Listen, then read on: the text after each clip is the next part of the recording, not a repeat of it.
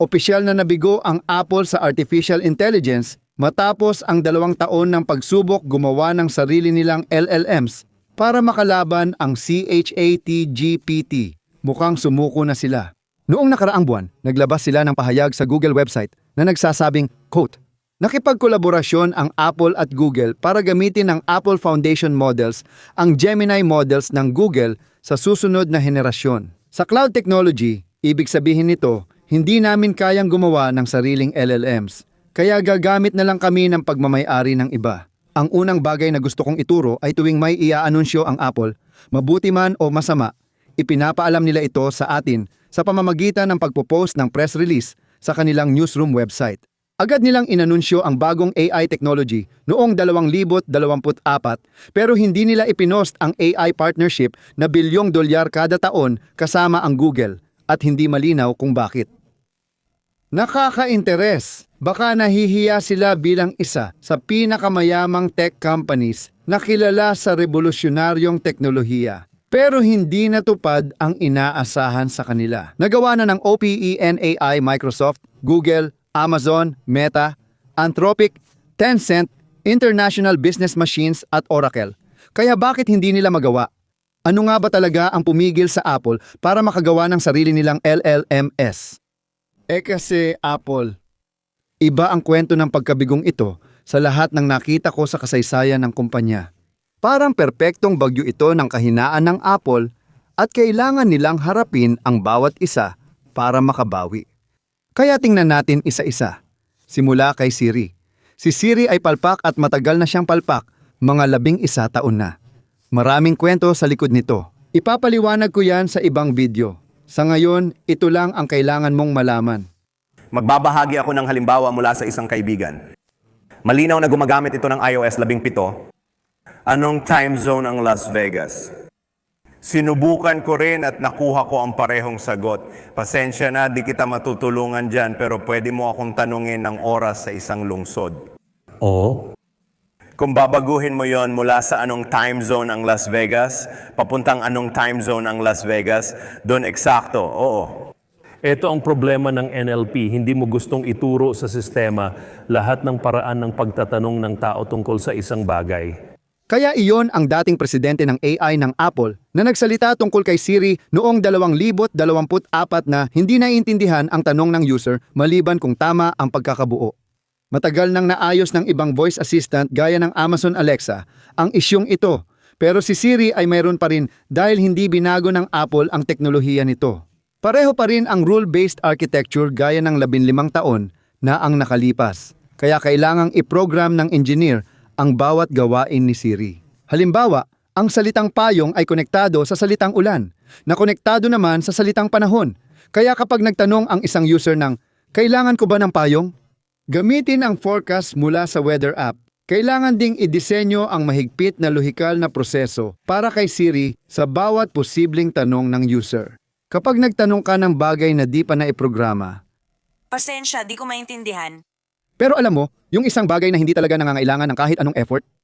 Simula pa 2011, may ebidensya na sinusubukan ng mga Apple software engineer na hikayatin ang kanilang mga boss na buuin muli ang Siri mula umpisa. Pero ang mga sinabi nila, ika nga, ay binaliwala lang.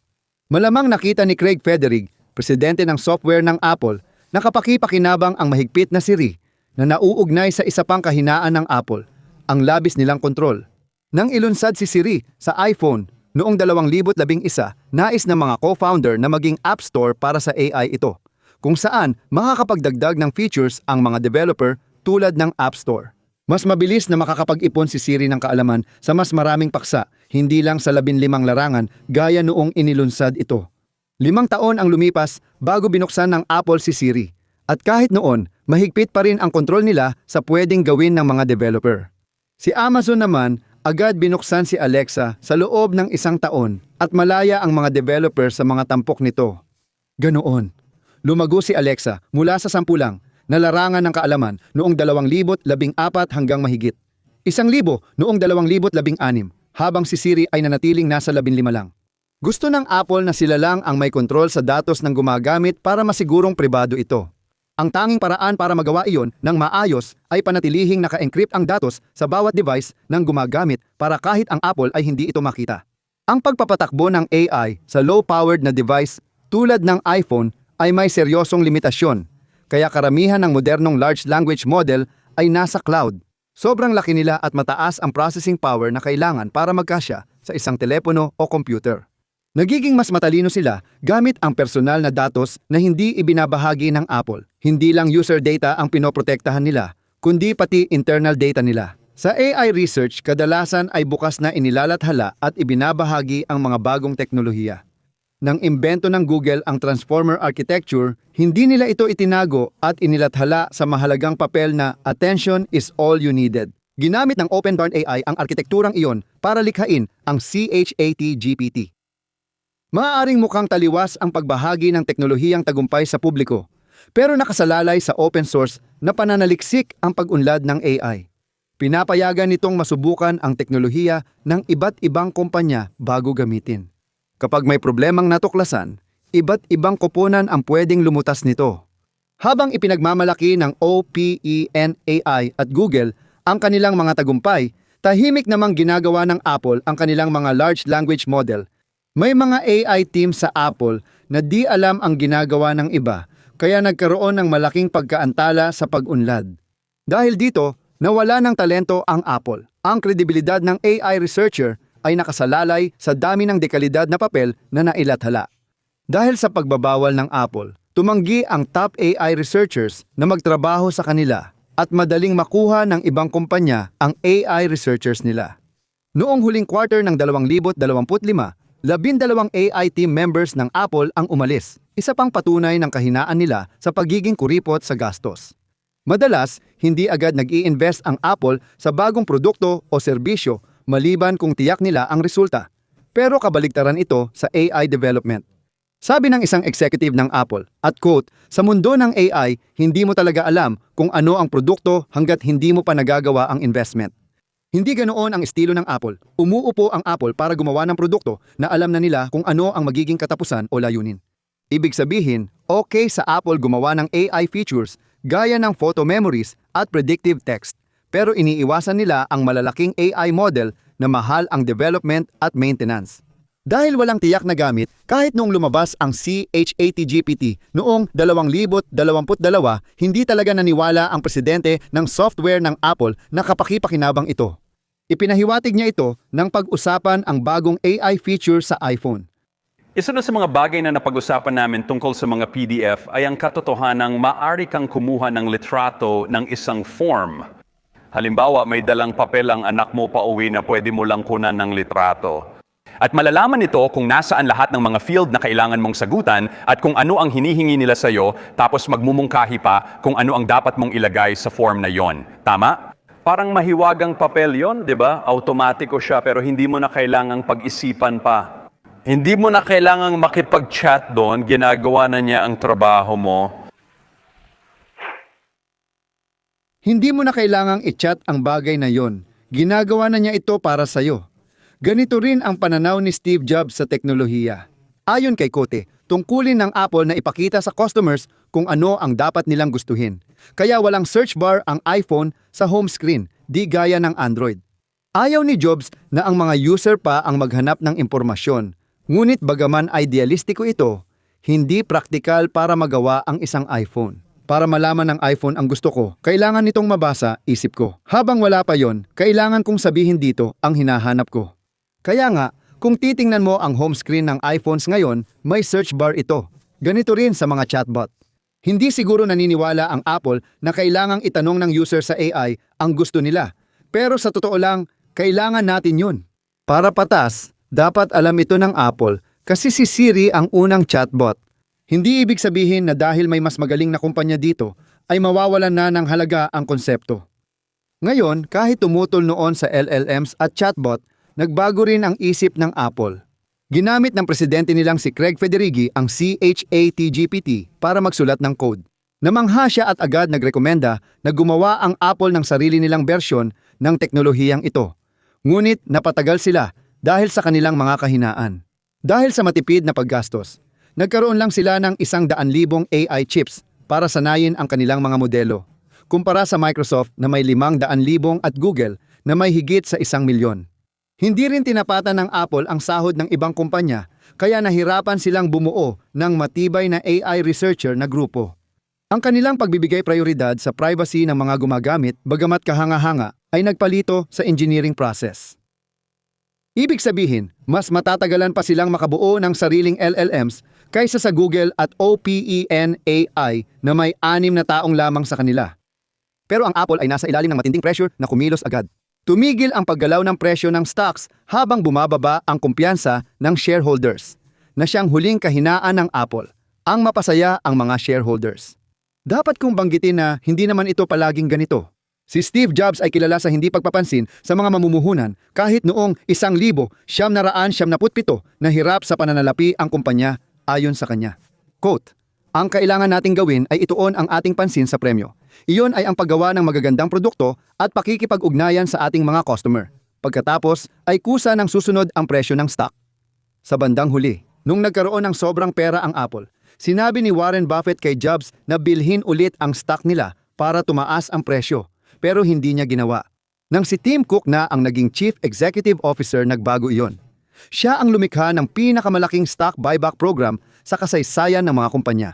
Sa ganung paraan, patuloy na tataas ang presyo ng stock ng Apple kahit bumagal ang benta ng iPhone. Nang inilabas ang ChatGPT at walang maipantapat ang Apple, nagpanik ang mga shareholder. Mula Hunyo 2020 hanggang Hunyo 2024, tumaas lang ng 6% ang stock ng Apple kumpara sa 29% ng Microsoft, 42% ng Google at 8-6% ng Meta. Alam ni Cook na hindi sapat ang stock buybacks para mailigtas ang Apple. Kailangang sundin nila ang mga shareholder at mag-anunsyo ng sariling AI para makasabay sa ChatGPT. May isang problema lang, hindi pa ito handa. Sa loob ng kumpanya, may chatbot ang Apple na tinatawag na Ajax na mga 25% na mas mababa ang accuracy kumpara sa ChatGPT. Kahit may plano sila para sa bagong Siri, malamang hindi pa ito ilulunsad hanggang 2026 o 2027. Hindi na natiis ng Apple ang 2 taon pa sa lugar, kaya mas maaga nilang ipinakilala ang AI technology nila. Tinawag itong Apple Intelligence. At kahit ipinakita nila ang ilang AI features, wala talagang nakakaalam kung ano talaga ang Apple Intelligence. Ano ba ang isang partikular na teknolohiya na maaari nating ituro at sabihing dahil ito ang nagpapagana sa feature na ito, kwalipikado itong tawaging Apple Intelligence ayon sa Apple? Walang malinaw na definisyon. Sa simula ng presentasyon nila noong 2024, sinabi nilang ang Apple Intelligence ay, ayon sa kanila, AI para sa iba pa sa atin. nagsasabing lahat ng AI na tampok ay kabilang sa kategoryang iyon.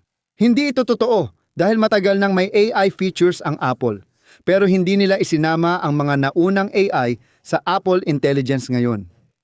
Kaya maaaring isipin mong, sige, siguro, para lang ito sa bagong AI features na gumagamit ng malalaking language model ng Apple. Pero hindi rin iyon ang kaso, dahil ang pag-type kay Siri ay tampok ng Apple Intelligence at hindi umaasa sa bagong malalaking language model ng Apple. Sa katunayan, ang pag-type kay Siri ay umiiral na bilang isang accessibility na tampok mula pa noong 2017 kasama ng iOS 11. Kaya ano nga ba ang Apple Intelligence? Napakalabo ng konseptong ito kaya nalito pati ang mga executive mismo ng Apple. Pakinggan mabuti ang clip kasama si John Gendrea, presidente ng AI ng Apple, at Craig Federighi, presidente ng software. Lahat ng pinag-usapan natin hanggang ngayon ay hindi Apple Intelligence. Machine learning sa mga larawan ang pagkakategorya ng email. Lahat ng klase ng mga bagay na sakop ng iyong larangan ay hindi mo tinatawag na Apple Intelligence. Pinapagana ng Apple Intelligence ang ilan dito. Kumbaga mga bagay tulad ng halimbawa ang smart script, ang math at iba pa, hindi namin ginagawa iyon. Ang mga iyon ay hindi nakabase sa foundation model, sa device man or sa cloud. Kung hindi mo nakuha, nilinaw ni John Gruber, ang mga bagong AI features ba ng iOS 18 tulad ng email categorization? Itinuturing na Apple Intelligence, sabi ni John Drea. Quote, ang ilan dito ay pinapagana ng Apple Intelligence. Pagkatapos, sumingit si Craig Federighi at sinabi, Ang Smart Script at Math Notes ay hindi ginawa gamit ang foundation models sa device o cloud. Pagkatapos, hindi komportabling gumalaw si Jundrea sa upuan niya. Sa puntong ito, sana tinanong ni Gruber ng follow-up tulad ng paano nyo pinagpapasyahan kung ano ang Apple Intelligence feature at alin ang hindi. Ito ang dahilan kung bakit sa marketing may kasabihang ibenta mo ang butas, hindi ang drill. Ibig sabihin, hindi talaga produkto o teknolohiya mo ang gusto ng mga customer, kundi ang resulta na naibibigay nito sa kanila. Ipinaliwanag ito ni Steve Jobs ng perpekto noong pinag-uusapan niya ang printer ng Apple, ang Laser Writer. Nagawa namin ang unang maliit na laser printer sa mundo na may natatanging teknolohiya sa loob. Kami ang unang nagkaroon ng murang Canon laser printing engine sa Estados Unidos. Sa Apple, gumawa kami ng mahusay na printer controller gamit ang PostScript ng Adobe at Apple Talk, kamangha-manghang teknolohiya sa isang kahon. At naaalala ko nung unang lumabas ang printout mula rito, kinuha ko ito at tiningnan. At naisip ko, alam mo, mabebenta natin ito dahil hindi mo kailangang malaman kung ano ang nasa loob ng kahon na yon. Ang kailangan lang natin gawin ay itaas ito at sabihin, gusto mo ba nito? Noong 1984 bago pa nagkaroon ng laser printer, nakakagulat marinig ang sinabi ng mga tao, wow, oh. Ang reaksyon na inilarawan ni Jobs ay talaga namang naramdaman ng mga tao. Nang ipinakilala si Siri, ganoon din ang wow factor tulad ng Chat Generative Pre-trained Transformer. Kapag tinanong ko ang iba tungkol sa Apple Intelligence AI, kadalasan blanko lang sila dahil hindi malinaw kung ano ang makukuha mong resulta dito. Noong 2012, kapag tinanong ko ang isang tao tungkol kay Siri, ang matalinong assistant na tumutulong sa mga gawain sa pamamagitan ng pagtatanong. Naiintindihan agad ng lahat ang ibig kong sabihin at madalas nagtatanong kung meron ako noon para masubukan nila. Ang dahilan kung bakit iba ang naging marketing approach ng Apple sa Apple Intelligence ay dahil hindi sila nagmamarket para sa mga customer, kundi para sa mga shareholder. Kailangang ipaliwanag na hindi lang kami naglalabas ng bagong software feature, kundi bumubuo rin kami ng bagong AI na teknolohiya. Kahit hindi ito mahalaga sa iPhone users, napakahalaga ito. Sa shareholders, nakuha nila ang kumpiyansa para ipagpatuloy ang pagbili ng stock. Pagkatapos ipahayag ang Apple Intelligence, tumaas ng higit 7% ang stock nila. Mas mataas pa ang kinita nila sa isang araw kaysa sa nakaraang 12 buwan. Pagsapit ng katapusan ng taon, halos 30% na ang itinaas ng stock ng Apple. Masaya ang mga shareholder at masaya rin ang Apple. Pero paano naman ang mga customer? Kahit naglabas ang Apple ng ilang beta AI features noong taglagas. 2024, marami rito ang hindi gumana ng maayos. Mas inuuna ng email summaries ang mga scam email na kunwari galing sa mga kumpanyang tulad ng Apple. Hindi kasing ganda ng inaasahan ang Genmoji sa totoong buhay at mabilis ding makaubos ng baterya. Ang notification summaries na tampok ay nakatanggap ng batikos mula sa iba't ibang news outlet dahil sa lubos na maling paglalahad ng mga headline ng artikulo. Matapos maging available ng 3 buwan lamang, pinatay ng Apple ang notification summaries na tampok para sa mga news app. Ang pangunahing tampok na inaabangan ay ang bagong Siri na sabi ng Apple ay lalabas sa unang bahagi ng 2025. Hindi ito natuloy. Inanunsyo nila ang pagkaantala at nangakong ilalabas ang tampok na iyon sa susunod na taon. Kaya darating ang bagong Siri sa unang bahagi ng 2026. Wala pa ring opisyal na pahayag mula sa Apple, pero alam nating nahihirapan silang gumawa ng malalaking language model.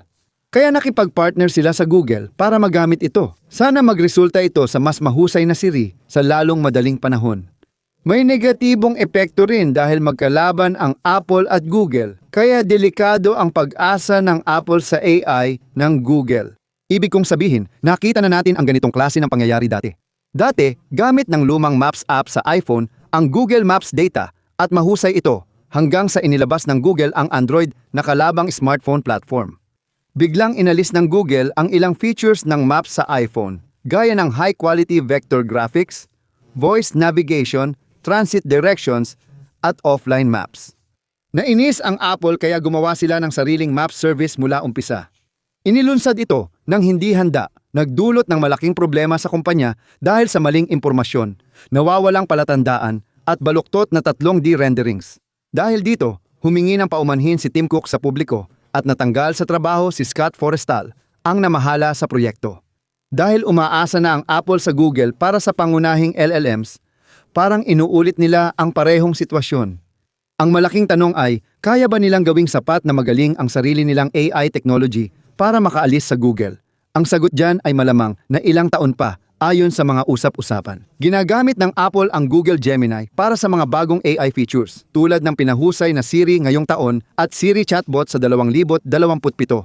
Nakakalungkot na hindi natuto ang Apple sa pagkabigo nila sa AI sa Siri. Napag-iwanan sila ng ibang voice assistants dahil sa luma nilang teknolohiya. At ngayon, lalo pa silang nahuli sa parehong dahilan. Gagawa ako ng video tungkol sa unang pagkabigo ng Siri sa mga susunod na linggo, kaya mag-subscribe ka. Ako si Greg ng Apple Explained. Salamat sa panunood. Magkita tayo sa susunod na video.